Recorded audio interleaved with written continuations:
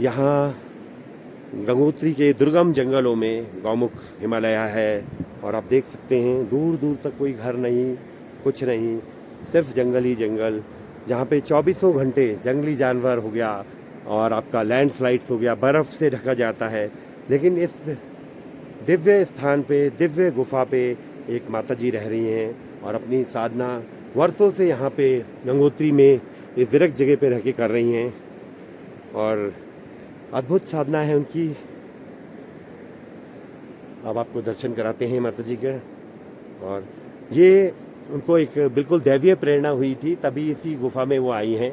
और बिल्कुल इनके परम गुरु महाअवतार बाबा जी हैं, जो कि एजलेस संत हैं, जिनका कोई उम्र का हिसाब ही नहीं है। बताते हैं कम से कम 2500 साल से भी ऊपर है उनकी आयु बताई गई है। कभी कभी लोगों को दर्शन हुआ है। इस गुफा में माताजी रहती हैं, माताजी के दर्शन करते हैं। ये माताजी के परम गुरु हैं महाअवतार बाबा, जिनके दर्शन आपको कराते हैं। और माताजी को कुछ महाअवतार बाबा की कृपा रही, उनकी आज्ञा रही, तभी वो इस दुर्गम स्थान पे अपनी तपस्या के लिए आई हैं।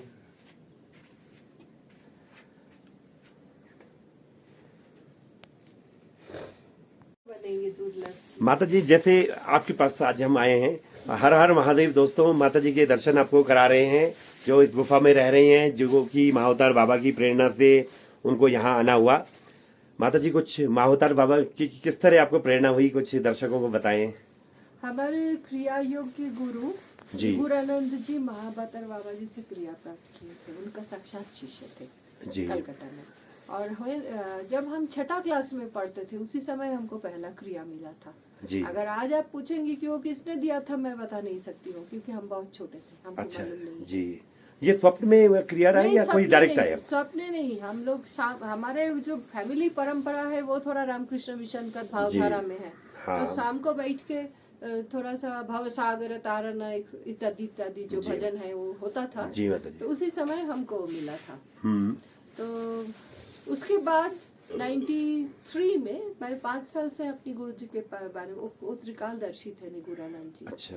तो कलकत्ता में ही रहते थे, तो उनसे हमारी क्रिया दीक्षा हुआ था। अच्छा, सिर्फ क्रिया योग में?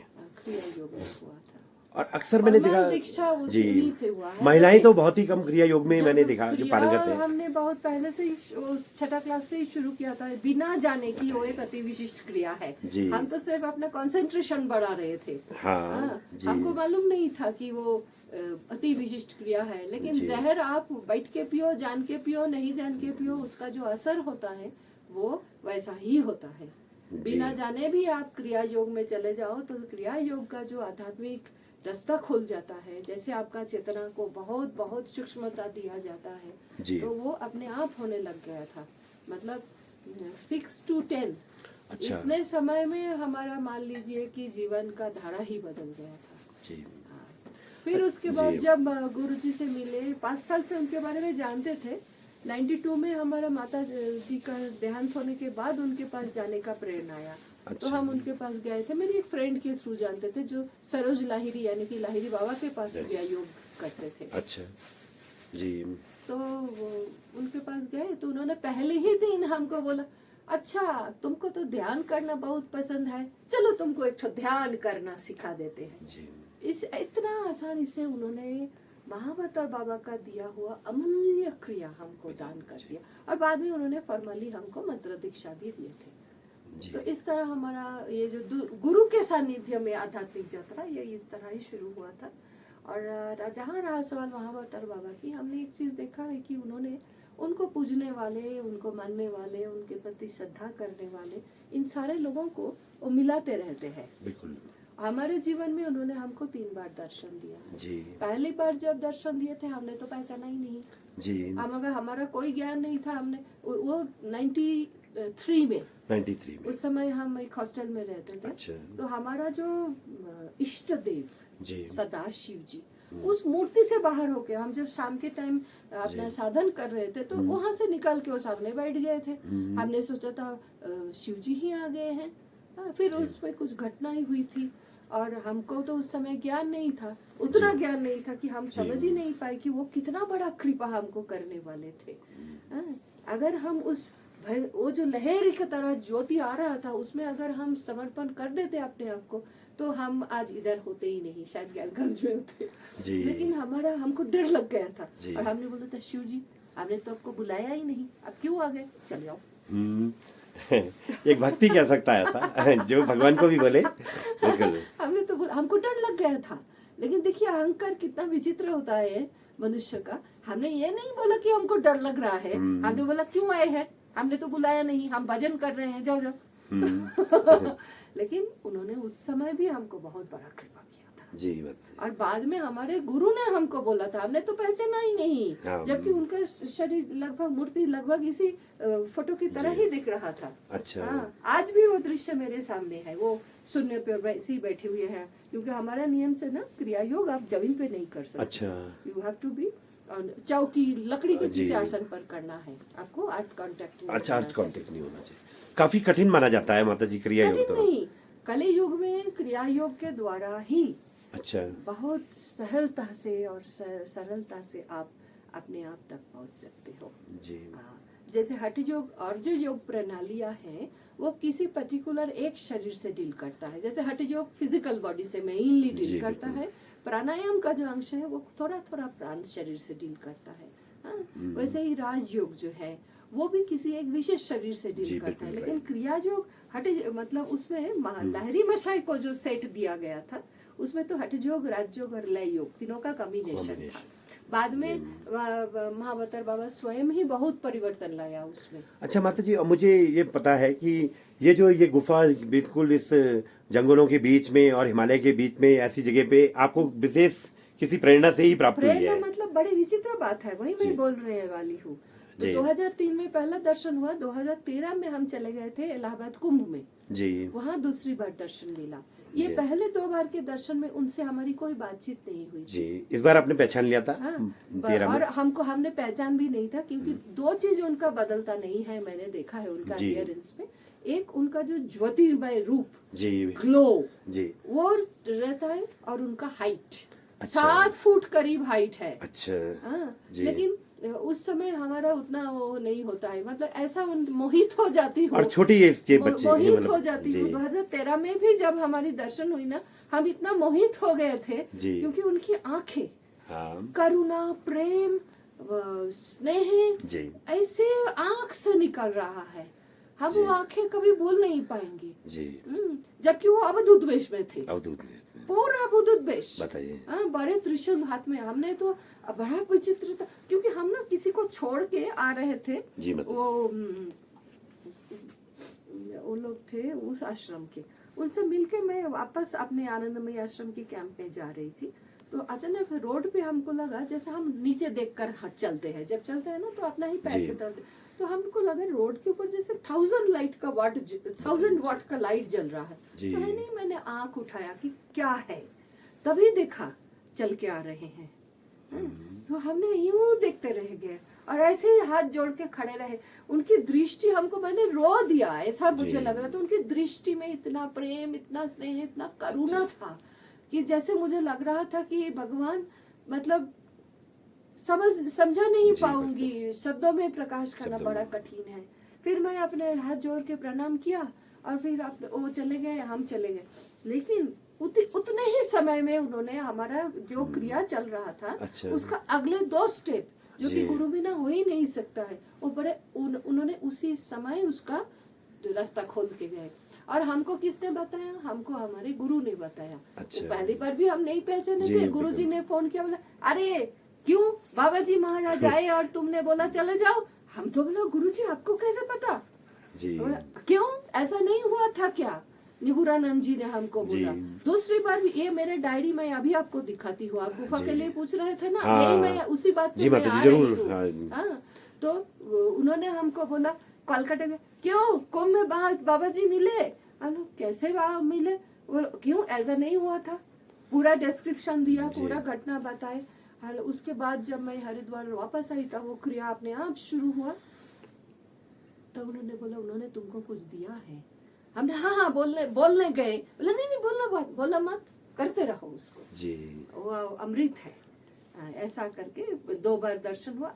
लेकिन इतना मिनट ये 2013 में क्या हुआ, हम कलकत्ता गए थे जी। गुरुजी जब ऐसा बोला हमको, और 13 की, क्योंकि 13 में यहाँ बहुत हुआ था ना, हाँ, उस उस समय समय हम आश्रम में रहते थे, आए थे, और वो मातृ सदन तो बाढ़ में हिल गया, डीएम ने ताला लगा दिया उसमें।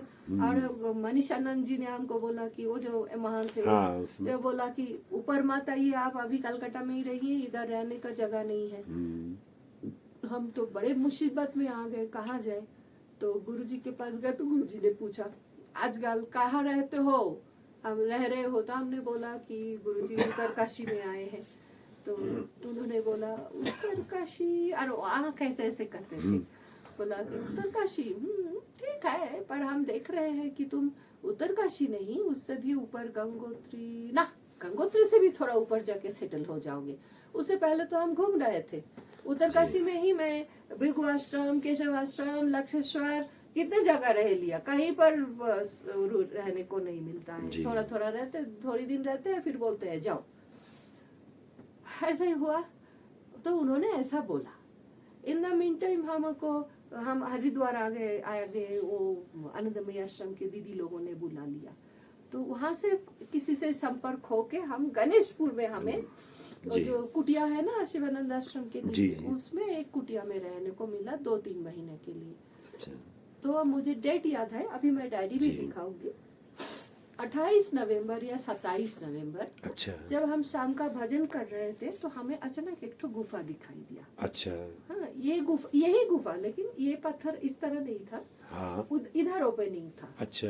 और इधर पूरा झाड़ी झूड़ी जंगल, कुछ दिखाई नहीं दे रहा है जी। तो उस गुफा के ऊपर का जो पत्थर है, अभी आप जाते समय देखिएगा, हाँ। बड़ा विचित्र है, जैसे ओमकार का शेप है उस पत्थर में। और वो बर्फ से ढका हुआ था, तो वो और स्पष्ट दिख रहा था ओम का पीछे का दृश्य।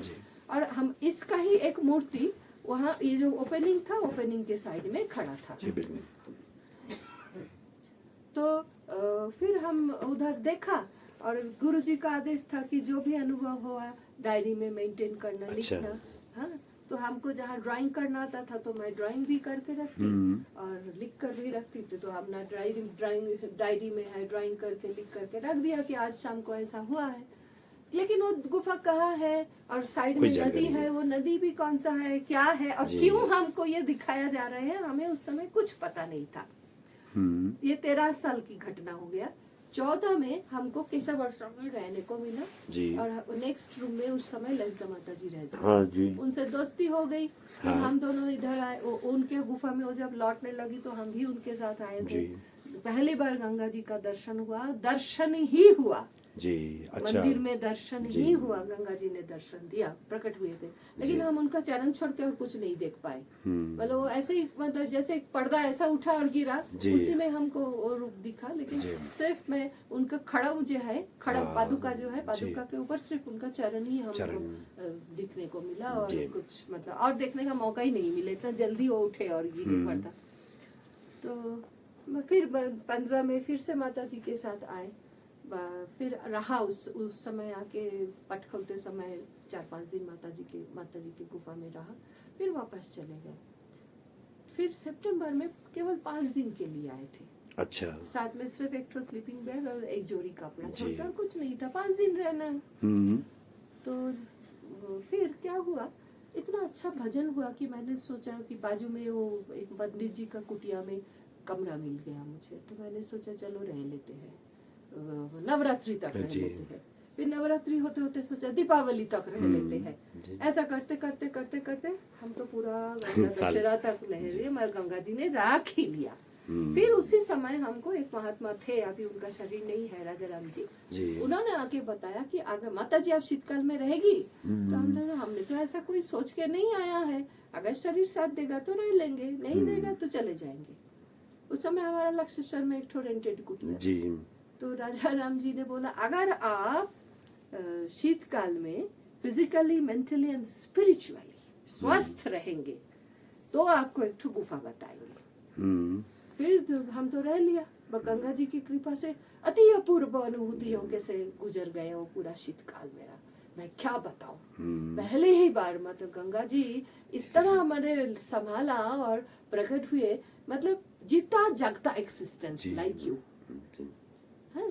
तो फिर उन्होंने इतना मतलब कुछ चिंता नहीं है, सब माँ जैसे करते रहते हैं सारे कुछ, मत गंगा जी व्यवस्था करते रहते हैं यहाँ। बहुत बढ़िया। हाँ, तो फिर जाने से 2000 गंगा दशहरे का बाद क्या हुआ ना, 2 महीना मेरे पास रहने का कोई जगह नहीं था क्योंकि सीजन चल रहा है। उस समय हम एक दूसरा पंडित जी के कुटिया में रह रहे थे, वो जो है ना गंगा की देखा, वो पंडित जी का कुटिया है, उसके ऊपर लकड़ी का कुटिया है नीचे पे। हाँ, वो लकड़ी वाली कुटिया में उस समय हम रह रहे थे। तो लेकिन वो कावड़ वाले आने वाले थे, वहाँ टॉयलेट बाथरूम का प्रॉब्लम था। तो माँ पंडित जी ने बोला माता जी आप तो रह नहीं पाएंगे क्योंकि नीचे का बाथरूम जो आप यूज करते हो तो अभी कावड़ वाले गंदा करेगा, सुपा पिएगा, ये करेगा, आप कैसे रहोगे। अब 2 महीने के लिए आप इसको छोड़ दो, बाद में फिर आ जाना। और दूसरे पंडित जी भी वही बोला इस समय बहुत रश है माता जी, तो कमरा नहीं मिला मुझे, कहीं रहने को नहीं मिला। तो हम लक्षेश्वर वापस जाने से पहले माता जी से मिलने आए, तो तब उनके साथ ये गुफा हम देखने के आए थे। उस समय यहाँ कुछ नहीं था, सिर्फ वो पत्थर के नीचे थोड़ा सा जगह था, मिट्टी पत्थर से भरा हुआ। हाँ, और ये पत्थर है। अच्छा। तो इसके नीचे कुछ नहीं था, इधर पूरा झाड़ी झुरी, ये जो आप देख रहे हैं थोड़ा सा प्लेन जगह, ऐसा कुछ नहीं था। ये जैसे बाहर दिख रहे हैं अब डबरान और झाड़ी झुरी से भरा हुआ, ऐसा ही था ये जगह। बड़े मुश्किल से झाड़ी। तो माता जी इस तरह दैवीय प्रेरणा से आप यहाँ आए और It was predestined। जी मतलब ये शरीर इधर आएगा रहेगा, और ये कुटिया, ये गुफा जो है 1 महीने के अंदर बन गया। पैसा कहाँ से आया हाँ, सबसे पहले क्योंकि कितना दुर्गम स्थान आप देख रहे हैं। बहुत यहाँ मेन मनी एंड मटेरियल तीनों इकट्ठा होना बहुत कठिन है, लेकिन सब हो गया था। इतनी दूर से पहले गंगोत्री आना ही मुश्किल है और गंगोत्री से भी इतना दूर है, बहुत रास्ते में है ना जी। तो फिर लेकिन हमको तो पता भी नहीं था, हम ये गुफा देखकर सोच रहे थे इसमें कैसे रहेंगे जी। ये तो पूरा खुला है, ऐसा है, ये तो जैसे गुफा फोटो देखते हैं या नेचुरल गुफा जैसा है, ऐसा तो ये है ही नहीं जी। कैसे रहेंगे, हमको ज्ञान नहीं था इसको कैसे रहने लायक बनाया जाए। लेकिन देखिए राजा राम जी थे, रामकृष्ण दास जी थे, सब लोग रिस्पॉन्सिबिलिटी ले लिया। हमारा काम था सिर्फ लोगों से मांग के पैसा लाना और सामान खरीद के उनको दुर्गम जगह पे वो बना दिया उन लोगों ने। माता जी बहुत बहुत धन्यवाद। बीच में हाँ, अभी भी ये शरीर यहीं पर है जी। 2-2.5 महीना तक तो मेरे पास कोई बाथरूम भी नहीं था जी। हम पत्थर में जंगल में जाते थे और टीन के टप्पर में नहाते थे, लेकिन फिर सब हो गया जी। माता जी हमने जीवन में यही महसूस किया है, यहाँ रहते हुए यही महसूस किया है जी, कि जब ईश्वर के द्वारा मतलब जो प्रीडिस्टाइंड है वो होता है ना, तो आपको सोचने का जरूरत भी नहीं होता है, सारा कुछ होता रहता है, सब प्रकृति अपने आप सब व्यवस्था करती रहती है, सारा कुछ होता रहता है, भगवान सब कुछ कर देता है, आपको कुछ करने का जरूरत नहीं होता है। ओनली आपका जो आस्था विश्वास वो मजबूत होना। जैसे स्वामी विवेकानंद जी ने बोला था ना, विश्वास विश्वास विश्वास, खुद पर विश्वास, ईश्वर पे विश्वास, बस यही सत्य है और कुछ नहीं है। भगवान है हम जानते हैं, लेकिन मुश्किल यह है कि हम मानते नहीं जी। हम मानना बहुत जरूरी है, मानने से ही जीवन सुधर जाता है जी। हम इस शरीर में आए, लेकिन हम किस तरह आए, हमारा अपना परिचय क्या है, कुछ नहीं जानते हैं हम लोग, कुछ भी नहीं खुद के बारे में। ये कैसा अल्जाइमर है जी, है ना, यही तो भावरोग है जो हम खुद के बारे में नहीं जानते हैं। और इसी से अलग होने के लिए यही पर्पस ऑफ लाइफ होता है जी। जितने लोग सब छोड़ के कॉपिन पर के निकल गए हैं ना, कॉपिन पहनकर, उनका टारगेट ही यही है, उनका पर्पस ऑफ लाइफ ही यही, नो दाई सेल्फ, डेफिनेटली कि मैं अपने आप को जानूं, हम इस शरीर में कैसे हूँ, कौन हूँ मैं, बिल्कुल ये जानना बहुत जरूरी है। क्योंकि इसके अतिरिक्त तुम खगोल भूगोल विज्ञान जो भी जान लो मटेरियल वर्ल्ड में, ये सृष्टि तो ऐसा है ही नहीं जैसा हम इसे सोचते हैं और देखते हैं, ये तो हमारी कल्पना है जी। माता जी बहुत बहुत धन्यवाद। फिर आगे आपसे और सत्संग होता रहेगा, ऐसी कृपा आपकी रहे।